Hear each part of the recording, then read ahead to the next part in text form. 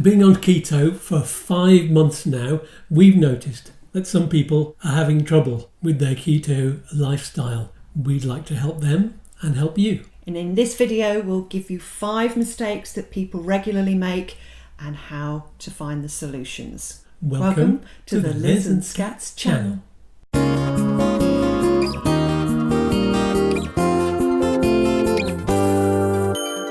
Hi, I'm Liz and I'm a clinical holistic therapist, yoga and meditation teacher. And I'm Skatz and I'm a musician and music therapist with type 2 diabetes.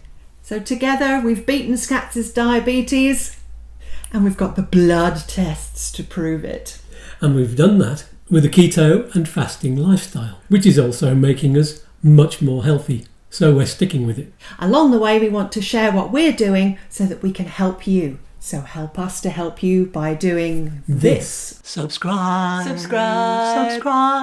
and click on the bell. Hello, Keto Bonitos and fabulous fasting friends.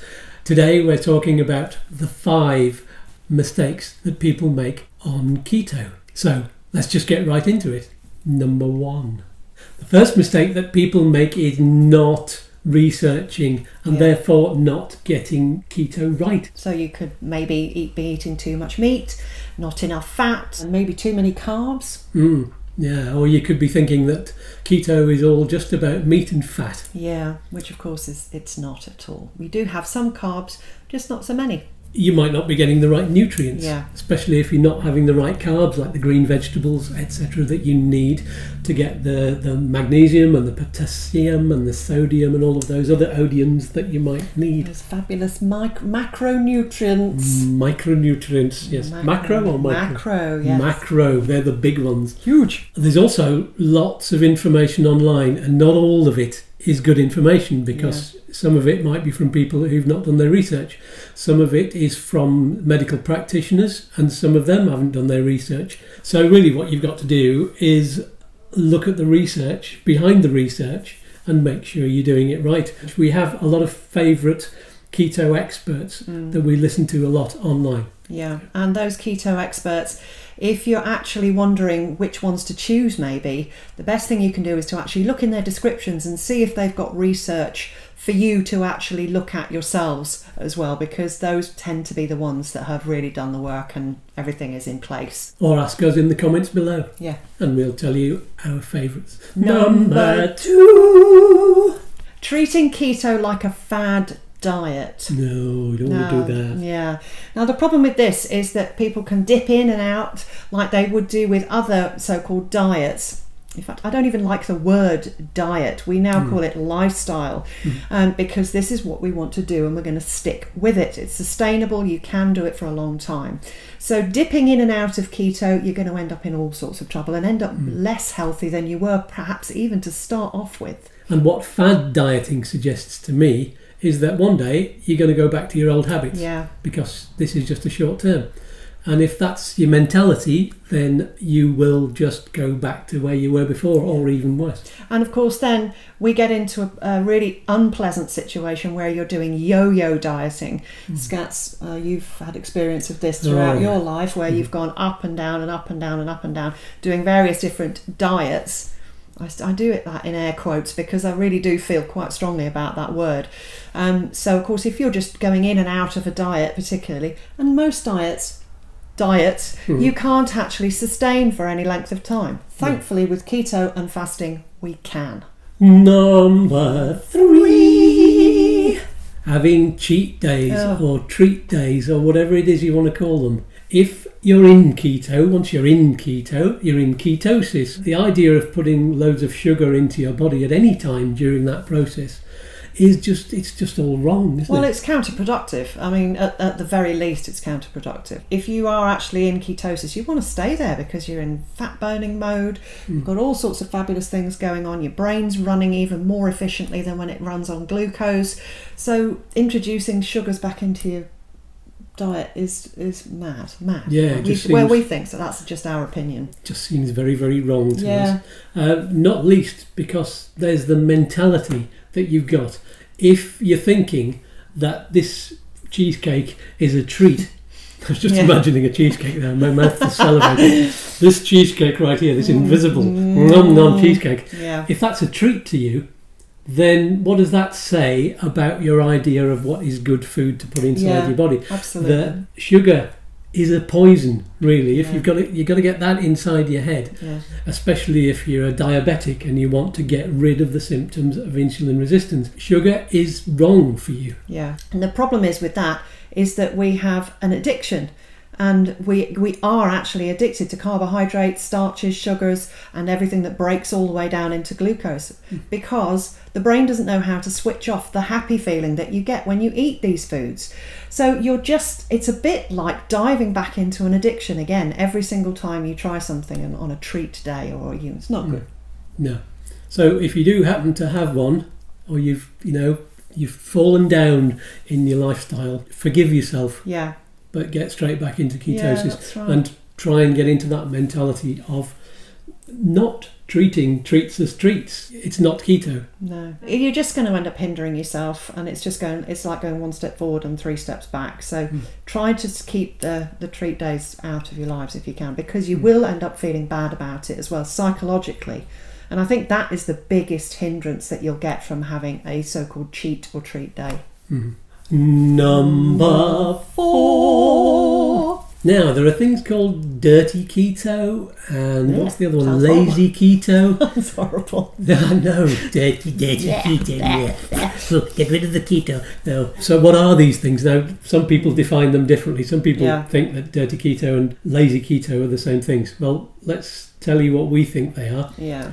Dirty keto is eating products with additives. Yeah, Is processed that right? foods, junk foods, keto processed foods. So like something that actually says something like keto bread or keto nachos or something like that. There's lots and lots and lots of stuff in the shops these days about it, especially in the US we've found. And a lot of people will actually eat these sort of, ready-made bars and snacks and treats again that they say are keto. But these, of course, are absolutely loaded full of additives and sweeteners and horrible oil that you shouldn't be eating and things like that.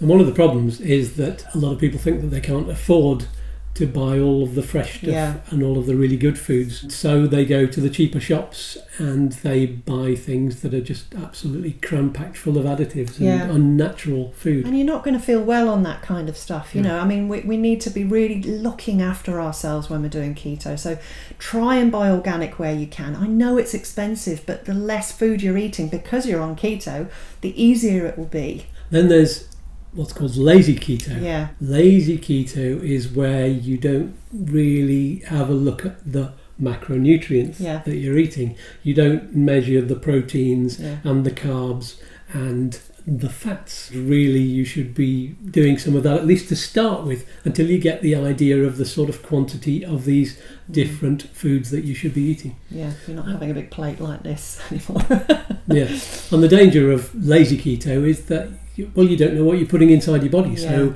you don't know whether you're staying in ketosis. And so if I'm ever in a position where I'm putting weight back on again, or I've plateaued, I just go back to the macros again, see what's going on, see if I've made any mistakes, what am I eating too much of, etc. And then I can get back on track. And it works every single time.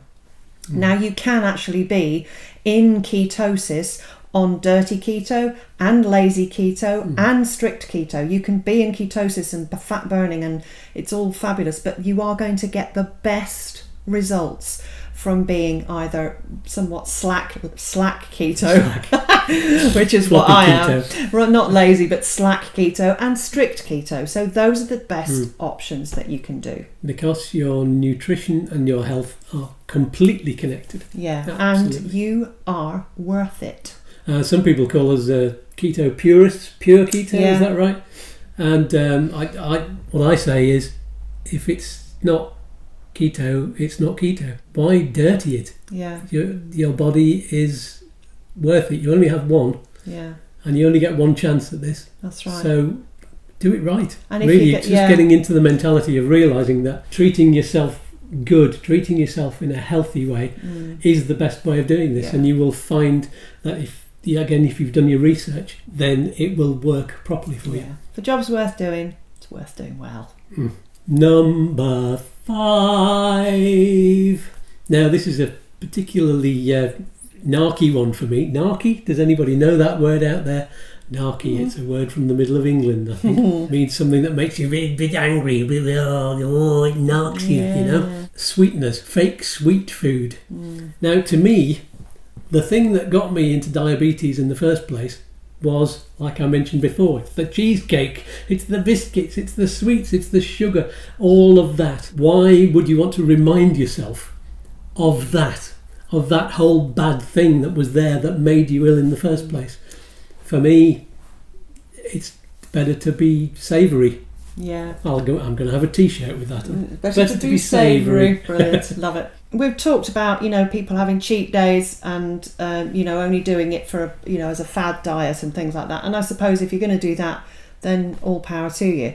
But the thing is, if you want to be doing this as a lifestyle and keep going and keep healthy and stay out of insulin resistance and all of the symptoms and diseases that come along with insulin resistance, then you really need to be thinking about why you're actually doing it. And of course, like Skatz says, if you're just looking at something that looks like and tastes like cheesecake, you're going to crave it in the end. It'll be a trigger. Actually, these things are probably best avoided until you've really conquered your addiction. And even then, we're not entirely sure as to whether we're going to go back to this sort of thing anyway. Yeah. Yeah, actually, cheesecake is the one thing that we've talked about. Yeah, shall we try it? Stevia, after all, it's just cheese and cream and fake sugar. And some almond flour, maybe. And some almond flour, yeah. But, I love cheesecake. I miss cheesecake. I miss bread. And so all of these things, are going to just trigger me into wanting to go back to where I was before. And then I shall just be 13, 14 stone again. Yeah. Not good. Don't want to go back there. No.